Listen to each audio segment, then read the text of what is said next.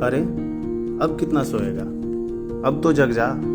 देख तो दुनिया कहाँ से कहाँ चली गई और तू अब तक सो रहा है। बेटा जग जा, जल्दी से फ्रेश हो जा। सुबह की वो प्यारी नींद और उस पर से ये पापा की मधुर एवं अत्यंत प्यार भरी गुहार, आह कसम से इसका तो मजा ही कुछ और था। नींद खुलने की छोड़ो, उस प्यारे से माहौल में तो पता नहीं कुछ अलग ही जादू था। मानो ऐसा प्रतीत होता था कि निंदिया रानी खुद गोद में लेकर लोरी सुना रही हो, और जब ऐसा हो तो भला किसकी नींद खुलने वाली। पूरी रात कितनी भी क्यों ना सो लो, नींद तो सुबह की वो 5 मिनट प्लीज पापा बस अभी जग रहा हूं ना से ही पूरी होती थी। खैर ये सिलसिला तब तक ही था जब तक उपरोक्त भजन अपनी मधुरतम सीमा को प्राप्त होती थी। धीरे धीरे इस भजन का मधु से कटु एवं मंद से तेज होना निश्चय ही यह आभास दिला देता था कि बस बेटा अब खैर नहीं, उठ जा, वरना सुबह की शुरुआत ही कुटाई से होगी। सो अब ना चाहते हुए भी बिस्तर से जुदा होना था, पर जगना तो था, सो अपनी उस मोक्ष के आनंदित क्षण को खंडित करना पड़ता था।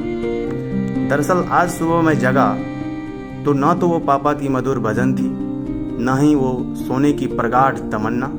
जिंदगी के दांव पेच ने सब कुछ बदल दिया है। कितना शरारती था मैं, कितना परेशान करता था पापा को, माँ को, खासकर सुबह के इस एपिसोड के दौरान। खैर बिस्तर छोड़ने के पश्चात मैं बालकनी में जाकर खड़ा हो गया।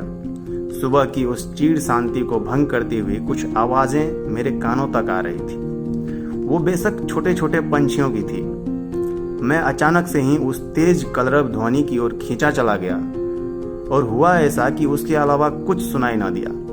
मानो वह कलरव ध्वनि कुछ कह रही हो मुझसे। अरे ये तो वही पापा वाले एपिसोड की तरह था। अरे नहीं, यह तो बिल्कुल वही है, बस फर्क इतना है कि वो पंछियों के पापा का मधुर आयोजन था। बिल्कुल वैसा का वैसा, किंचित मात्र भी अलग नहीं, जैसा हम सुना करते थे। और बस यही मुझे आज लिखने को मजबूर कर दिया। खैर सोचने की बात तो ये है कि आखिर रोज ही तो मैं जगता हूँ, रोज ही तो सुनता हूँ, पर आज ही क्यों समझ पाया इस कलरव को। निश्चय ही आज की सुबह कुछ अलग थी और याद दिला रही थी बचपन की, जब हम सब पापा, माँ, भाई साथ रहा करते थे। पर जिंदगी की इस मोड़ पर सब कुछ बदल गया है। मैं कहीं, पापा कहीं, माँ कहीं और भाई कहीं, सब अलग है। आखिर सबको अपने करियर की पड़ी है। बेशक हमारे माता पिता ये सब हम लोगों के लिए ही कर रहे हैं, और हमेशा की तरह वो आज भी हमसे उतना ही प्यार करते हैं जितना बचपन में देखने को मिलता था।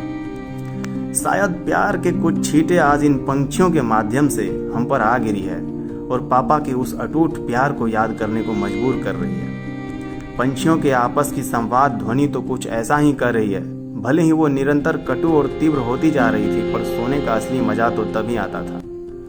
खैर वो आवाज, वो भजन एपिसोड किसी के भी पिता की क्यों न हो, पर उस क्षण का आनंद लेने से मैं खुद को रोक ना सका। ऐसा प्रतीत हुआ मानो एक क्षण में ही मैंने अपना बचपन फिर से जी लिया। मैं तहे दिल से प्रकृति और माता पिता को धन्यवाद देना चाहूँगा, जो समय समय पर अपने अस्तित्व का आभास कराते रहते हैं। सच कहूँ तो वो जो शून्य जीवन में पैदा हो गया था, वो अकेलापन जो माँ बाप से दूर होने के बाद पैदा हुआ है, आज वो फिर से भर चला है। एक पूर्ण एवं सुखद जिंदगी का एहसास कर रहा हूँ मैं। अंत में बस यही कहना है कि इतनी ज़्यादा खुशी रोज रोज नहीं मिलती यारों।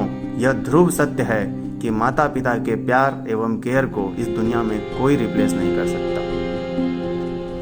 धन्यवाद।